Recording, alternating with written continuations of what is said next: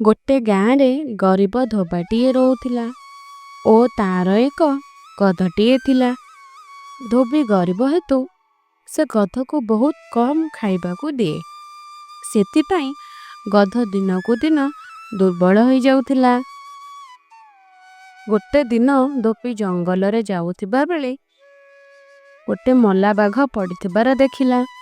से भाबिला, अरे मु ये मल्ला बाघर चमड़ा को नहीं मो दुर्बल गध को पिंधे देवी और ताकू गाँ वाला बिल रे फसल खाइबा को छाड़देवी।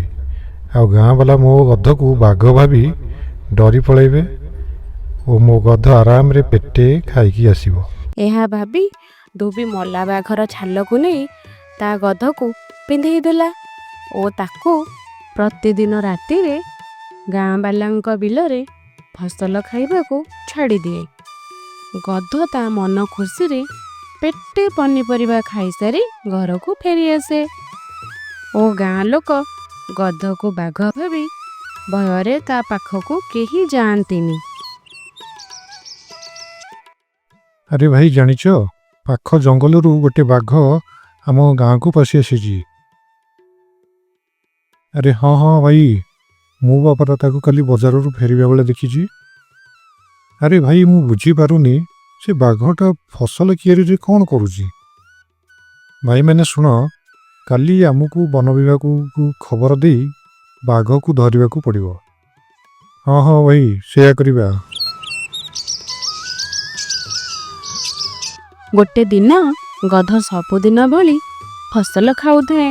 हठात पाखरे ताको आउ गोटे गधर बोबाइबार सुबिला एवं से मध्य ता पाखकू जिबा पई गध बली बोबाइबाकू लागिला।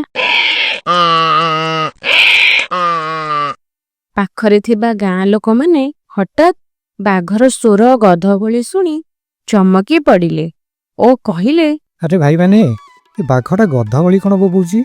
चल चल देखिबा ये बाघ ना गध। हाँ हाँ भाई मते भी संदेह लगुची। अरे सतरे तो यहाँ गोटे गधटीए बाघ चला को किए पिंधि। धर से गध को बाड़ा समस्ते। हाँ हाँ भाई बड़ा समस्ते बड़ा बड़ा छाड़न के ताकू। गाँ लोक माने बाड़ेबाकू लागिले।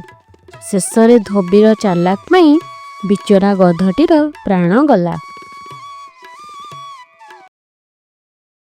Hi friends, please like and subscribe the video.